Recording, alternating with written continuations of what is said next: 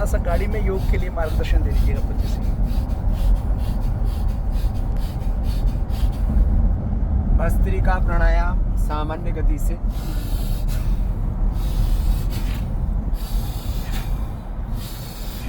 मध्यम गति से,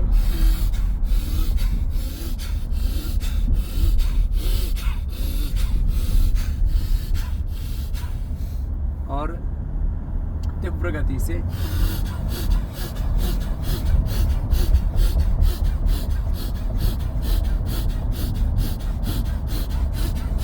क्योंकि जब आप प्लेन में या ट्रेन में होते हैं तो थोड़ा सा जब तेजी से करते हैं तो थोड़ा दूसरों को अजीब सा लगता होगा, लेकिन आप गाड़ी में होते हैं तो आप पूर्ण स्वाधीन है, पूरा फ्रीडम है आपको, तो आप गाड़ी में तो तेजी से भी ऐसे कर सकते हैं।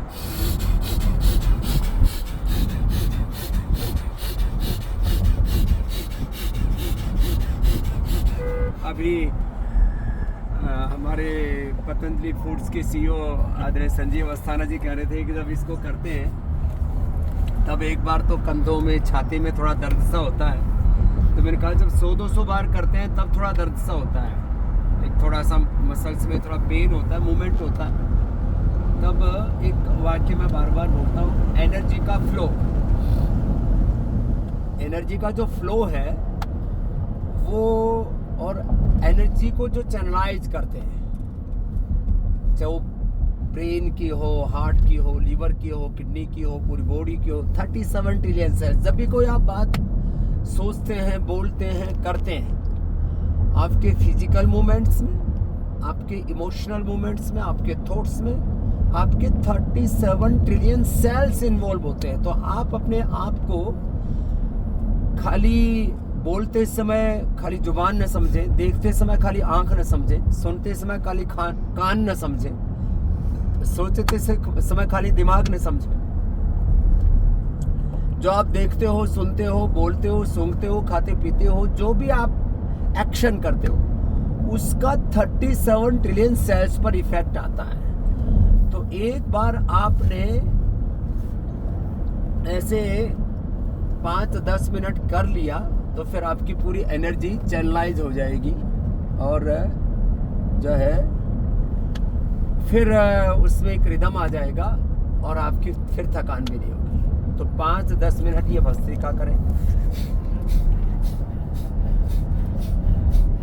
फिर कपालभाति तो सामान्य गति से, तो ये तो ट्रेन में, प्लेन में भी बैठ के हम करते रहते हैं, किसी को डिस्टर्ब नहीं होता। वैसे जब प्लेन में, जब विदेशों में जाते हैं तो मैंने देखा जो बिजनेस क्लास या फर्स्ट क्लास होता है वहाँ तो सारे आसन भी हो जाते हैं, मंडूक आसन, गोमुख आसन, भुजंग आसन, सारे आसन मैंने तो किए। अभी जब 2 बार ट्रिप हुई अभी अमेरिका की, तो आते जाते समय, क्योंकि 18 घंटे की जर्नी होती है, तो उसमें तो आप आराम से 2-2 घंटा योग करो, आनंद, समय भी बहुत अच्छा बीतता है। फिर बाद में जो कुछ लिखने का काम होता है वो मैं कर लेता हूँ। जैसे इस बार भारतीय शिक्षा बोर्ड की पुस्तकों के लिए, हर एक बच्चे के लिए जो मुझे कहना था, और मैं उसको एक दिन सबके बीच में वाचन भी करूँगा, उसके वो एक्सप्लेन भी करूँगा। एक बार वो जो मैंने, वैसे तो लिखने में ज़्यादा हो गए थे, लेकिन करीब 2 पेज हो गए, वो 2 पृष्ठ जो बच्चा पढ़ लेगा उसके भीतर लीडरशिप डेवलप होगी। तो जब आप योग करते हैं, प्राणायाम करते हैं, ध्यान करते हैं, तो आप के साथ में पूरी इस ब्रह्मांड की सकारात्मक शक्तियाँ एकात्म हो जाती है और आप पूर्ण सात्विकता का, समग्रता से, पूर्णता के साथ आप प्रतिनिधित्व करने लगते हैं, और वो सारी चीज़ें आपके भीतर से अभिव्यक्त होने लगती है, जिस complete expression, complete balance, complete rejuvenation, divine transformation की मैं बात करता हूँ। तो कपालभाति, अनुलोम विलोम, भ्रामरी उद्गीत, ये तो प्लेन में भी बहुत अच्छा हो जाता है, ट्रेन में भी बहुत अच्छा हो जाता है। और भस्त्रिका, कपालभाति, अनुलोम विलोम तो ये तो वॉकिंग में भी होता है, जॉगिंग में भी हो जाता है, और साइकिलिंग करते समय कम से कम भस्त्रिका और कपालभाति बहुत इजीली हो जाता है, क्योंकि इस समय आपके दोनों हाथों का मूवमेंट पेडल पर होता है। तो आप साइकिलिंग के समय yoga, walking yoga, jogging yoga, running yoga, swimming yoga और ट्रैवलिंग योगा, तो सब तरह से, अभी जैसे मैंने किया तो पूरे शरीर से पसीना आ रहा, पूरा जो है ये पसीना निकल रहा है। तो ये मैंने अपने यहाँ छाती के नीचे से ही आपको निकाल के दिखाया, कोई ये जो है कोई जादू नहीं है। तो आप जब ऐसे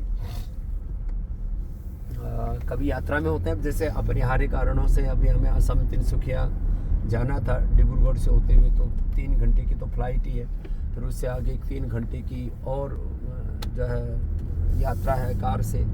लेकिन अपना योग नहीं छोड़ना, ये प्रतिबद्धता होनी चाहिए। ये नियम मैंने 50 सालों से निभाया है।